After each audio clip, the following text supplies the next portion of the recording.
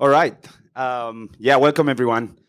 Today we're going to talk about NFTs, DAOs, and social impact. So yeah, as you guys know, NFTs are non-fungible tokens, and essentially, there's a really nice quote from Jesse Waldman that he says, "NFTs make it NFT make it possible to own digital media assets in the same way that you can own a digital currency asset like Bitcoin." So, what is? I'm sure that a lot of you guys know what is fungibility and what is non-fungibility. So, non-fungibility is like unique assets that actually most of the people don't know, but everything that is around us, almost everything that is around us, is actually non-fungible. Humans are non-fungible. Like humans, we have unique DNA, let's say, and the crazy thing is that we humans came out with the fungibility. Why? Well, we came out with fungibility in order to coordinate and in order to share value, apparently, with those that are creating value for society. That was why money came out. But actually, it's not being used like that. So yeah, we created fungible assets in order to just reward those that are providing value to society. But also there are a couple of different things that could be semi-fungible, and semi-fungible could be like tickets to an event. But precisely if the tickets are not for a specific seat, but like everyone has the same ticket, like us, for example, today, like we all have the same ticket to come here. So it's kind of like semi-fungible in a way. So we know that there are a couple of standards when it comes to content. In the Web 2, we had HTML, CSS, JSON, and so on. Then in the blockchain, we have ERC20. Oh, I made a mistake there. And ERC 721 and the ERC 1155 and a couple of other more. So what are the benefits of NFTs? Well, the idea is that you can have transparent and secure, let's say, information and transactions between, let's say, the creator and also the collector. Wow, it's so hot in here. Then we have the authenticity. Why? Is because with NFTs, we can see the provenance. We can see actually who created the NFT and basically connect the creator with the collector. Also, your NFTs are being used sometimes, from time to time, for gamification. As well, there are some NFTs, some type of NFTs that have royalties and build into them. Usually, the NFTs that we're seeing in most of the space are NFTs that are essentially, basically, only able to keep the royalties if they are in the same platform. Meaning that if you have an NFT on Super Rare, for example, and you take the NFT and you put it in another platform, you might lose the royalties for that specific NFT. There are multiple use cases for NFTs. Everyone thinks that NFTs are only for art, but in reality, are way more than that.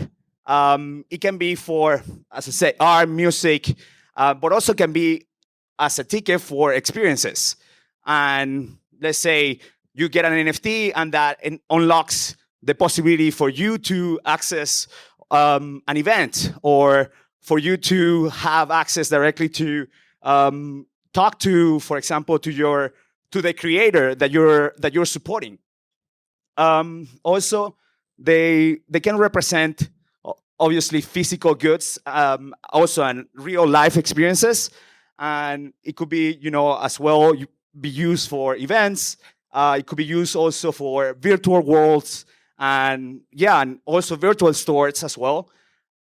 As I said before, for rewards and gamification. And well, we all know there's actually one that is called Proof of Attendance Protocol, which is basically giving NFTs for participating in different events and so on. And that can be used as well. People haven't realized it, but I personally think that the NFTs are like the new cookies of the new internet. Why? Because in the future, every time that you interact with a smart contract or every time that you interact with a creator, you might be receiving an NFT. So you're kind of like creating your identity with basically with what you are interacting with. And I think that's gonna be one of the very, very important use cases for NFTs, which is basically that you're going to be able to prove to other people that you have attended somewhere, that you have achieved something, or that you have done something, and basically like that, you're kind of like building your reputation in a way. Let's say.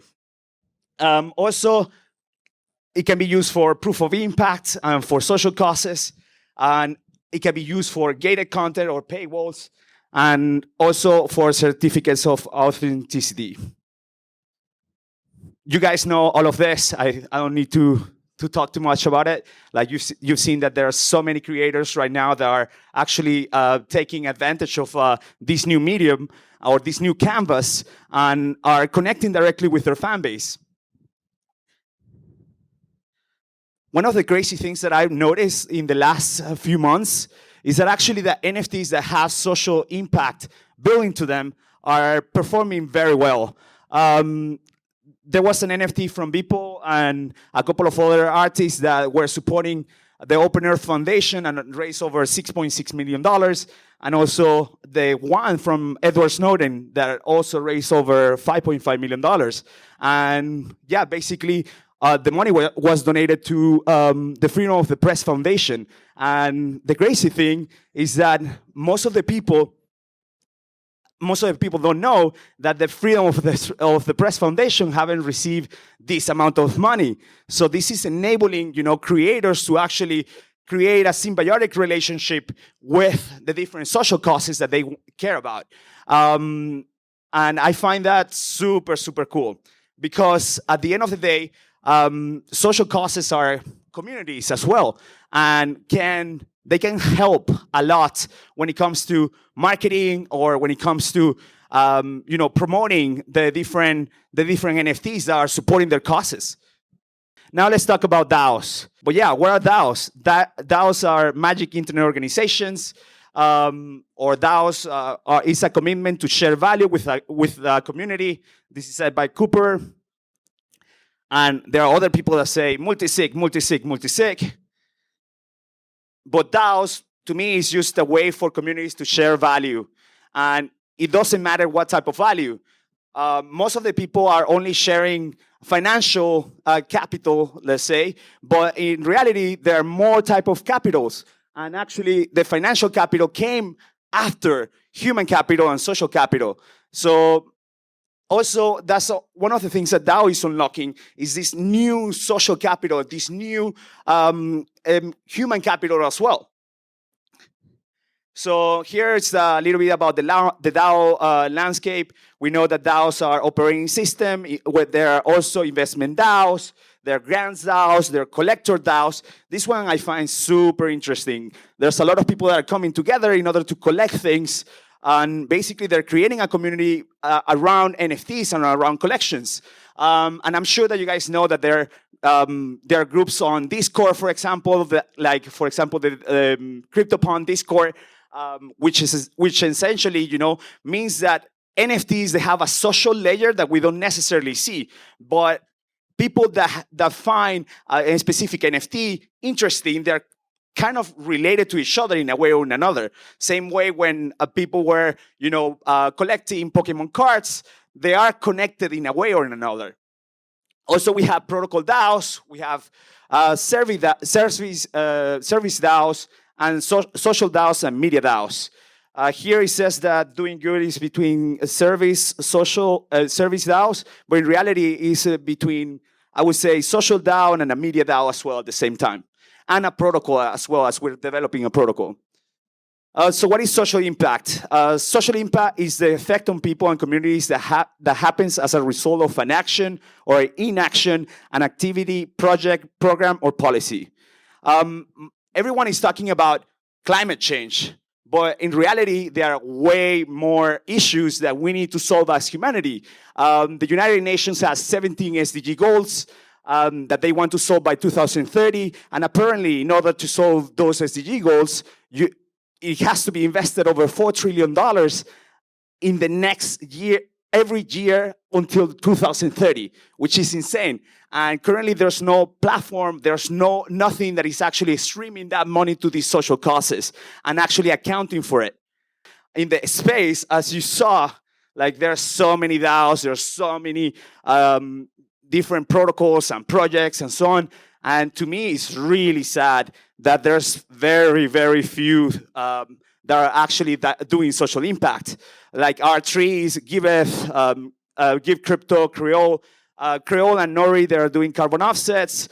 Giveth is more, a place for people to give, same as the Giving Block. R3 is actually pretty dope. You can put your DAI into R3s, and essentially the yield that is being generated is being used in order to fund the creation of forest in the world, so which is super, super nice. So now let's talk about NFTs, DAOs, and social impact plus DeFi. And that's where Doing Good comes in. And our mission is, to work until every expression, thank you so much, until every expression of human creativity builds a better world. So what does that mean? It essentially means that we as a creator, we can create whatever type of content, and that in that content, we have a social impact built into it. What does that mean? Well, essentially, that the creator is going to decide which social causes they want to support, and they can just stream money whenever the NFT gets sold. It can be, let's say 25% to fight gender inequality to a specific organization that is doing that. So yeah, what is Doing Good? Doing Good is an ecosystem that is empowering creators, curators, and communities to do good and become self-owned, self-sustained, and self-governed. So what does that mean? It means that essentially creators as individuals, but also as a group, they're going to be able to come in and create, also curate, and also collect. In the space, we think that curation, we want to get rid of curators. I don't know why, but it makes, to me, it makes no sense because actually curators, they have a huge role in the ecosystem. They are the ones that are creating the narratives. They are the ones that are connecting the creators with the collectors. And currently, we have different type of platforms. We have the open platforms like OpenSea and Super Rare, and also we have the closed platforms like OpenSea and Rarible, and then we have the closed platforms like Super Rare and Nifty Gateway and so on. And those that are closed, they are the ones that are having like the most value that is transferring there. And basically, well, what I have realized is that curation is essential. Why? Because let's say that in the open spaces like OpenSea, you have my sister's drawing that might took like 2 minutes to do next to a drawing or next to an animation that probably took a couple of years or something to create. So yeah, we're gonna have a token. The token is gonna be called Amor, and the token is gonna enable actually people to come and stake it, and by staking it, they're going to be able to start curating. Here is a little bit how it looks like. And okay, most of the platforms that don't really enable collaboration. For example, let's say Felipe is now living in Portugal, and I'm around in Spain. If we want to work together, I will need to trust him, or he will need to trust me.